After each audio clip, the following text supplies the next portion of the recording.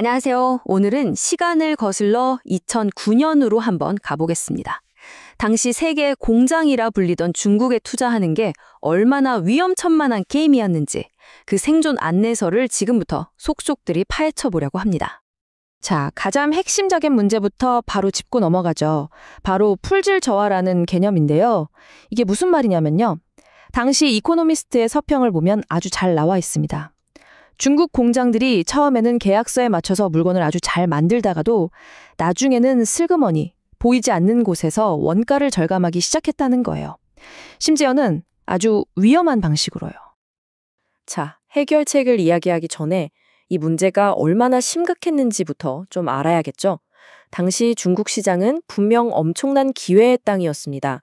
하지만 그 이면에는요, 수많은 위험이 도사리고 있었죠. 정말 말 그대로 한 발만 잘못 디디면 그대로 터져버리는 지뢰밭 같았다고 할 수 있습니다. 그때 상황이 어땠냐면요. 전 세계가 금융위기로 휘청거릴 때였죠.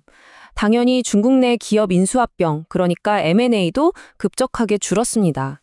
보세요. 2007년 말에 261건이었던 게 2009년 초에는 116건으로 거의 반토막이 났죠. 이게 뭘 의미할까요? 네, 맞습니다. 투자자들이 극도로 몸을 사리기 시작했고 거래 하나하나가 그 어느 때보다 더 신중하고 중요해졌다는 뜻입니다. 근데 진짜 흥미로운 건 이겁니다.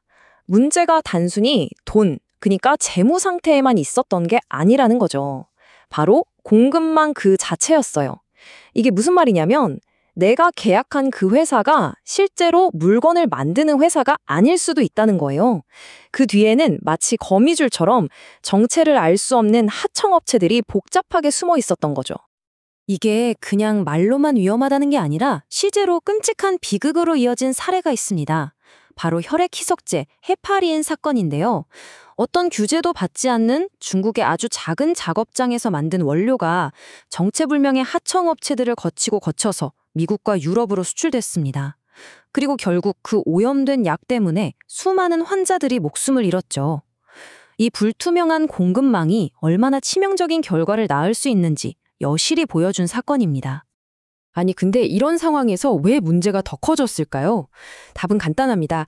기존에 쓰던 서구식 방법으로는 이런 위험을 전혀 알아챌 수가 없었기 때문이에요. 그러니까 서양에서는 당연하다고 생각했던 것들이 당시 중국에서는 전혀 먹히지가 않았다는 거죠.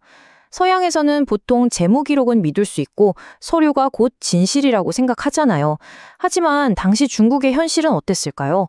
세무서에 내는 장부, 투자자에게 보여주는 장부, 이렇게 이중장부를 가지고 있는 경우가 흔했고요. 서류는 그냥 보여주기식 신기루일 뿐이었습니다.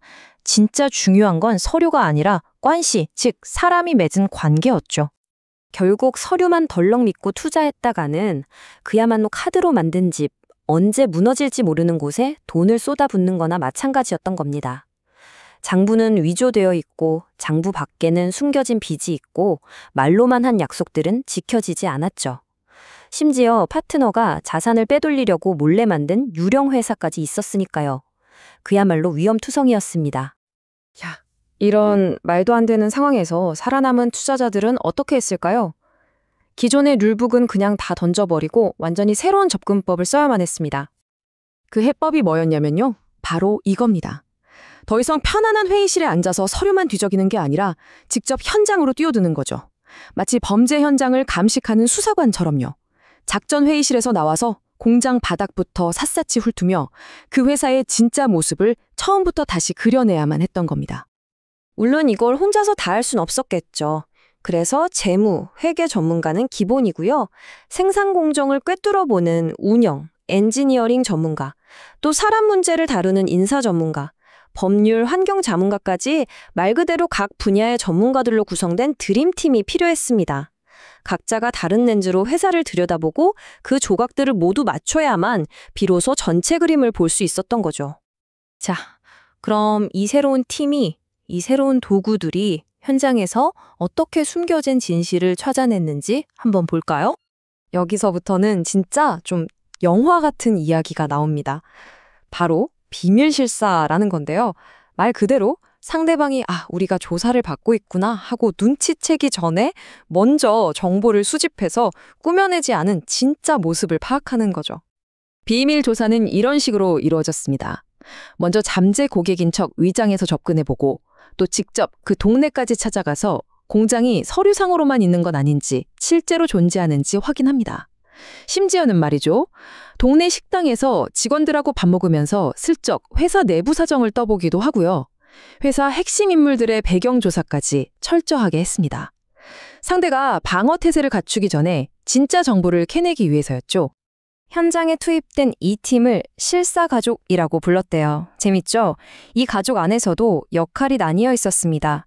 어떤 팀은 이 회사가 앞으로 성장할 수 있을까 하는 미래의 가능성을 들여다보고 또 다른 팀은 그동안 장사는 제대로 해왔나 하는 과거의 실적을 샅샅이 파헤쳤죠. 이렇게 각자 맡은 역할에 집중했습니다. 또 다른 전문가들은 의사처럼 회사의 건강 상태를 진단했어요. 법적으로 문제는 없는지 건강검진을 하거나 장부에는 안 보이는 미지급연금 같은 숨겨진 빚을 찾아내는 역할을 한 거죠. 이 실사가족 모두가 함께 움직이면서 서로 정보를 교차 확인하고 절대 놓치는 부분이 없도록 했습니다.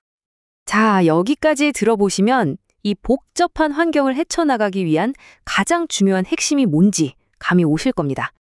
이게 바로 핵심인데요.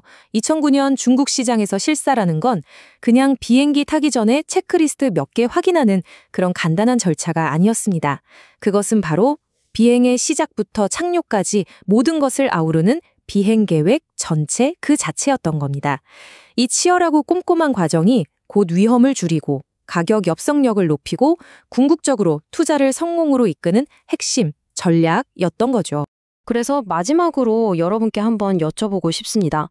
지금 우리가 맺고 있는 수많은 복잡한 거래나 관계 속에서 우리는 과연 상대방의 숨겨진 진짜의 현실에 대해 얼마나 알고 있을까요? 2009년 중국의 교훈은 우리에게 항상 겉으로 보이는 것, 그 너머의 진실을 파고들어야 한다고 말해주고 있습니다.